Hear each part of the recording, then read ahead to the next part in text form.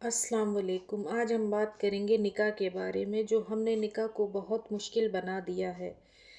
जो चीज़ अल्लाह ने आसान बनाई है उसे ही हमने मुश्किल कर दिया है। शादी लड़के लड़की के पसंद से होनी चाहिए, यह चीज़ हदीस से भी साबित है।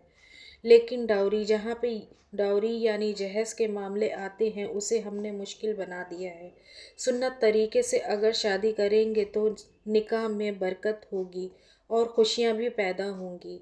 आज क्या होता है, पहले लंबी चौड़ी लिस्ट बनती है, फिर लेन देन होता है, फिर नाच गाना होता है, फिर नई नई रस्में शुरू होती हैं, फिर लड़के वाले और लड़की वालों के डिमांड होते हैं।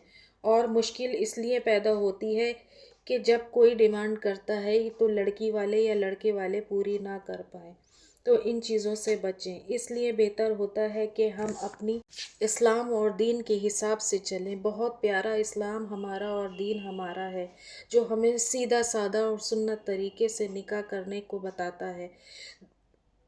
इस्लाम के दीन के मुताबिक चलें तो सुन्नत निकाह मस्जिद में होना चाहिए और सुन्नत तरीके से बेहतर ही होता है। इससे बरकत भी आती है और खुशियाँ भी आती हैं। और ख़ास तौर पे जुम्मे के दिन निकाह करना सुन्नत है। तो आज जानते हैं इस्लाम की 5 बुनियादें जो निकाह सुन्नत है। पहला है, मस्जिद में शादी हो यानी निकाह होनी चाहिए। लड़का मेहर दे और लड़की मेहर ले। मेहर की तादाद लड़के के हैसियत के हिसाब से होनी चाहिए। शादी में लड़के वालों की तरफ से कोई दावत ना हो।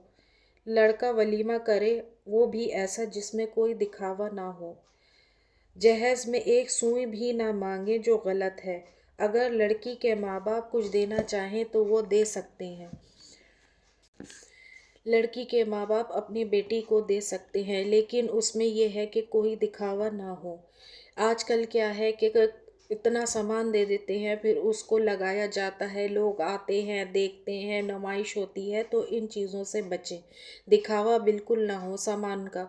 तो आप अपने इस्लाम के दीन के हिसाब से ही सुन्नत तरीके से निकाह करें।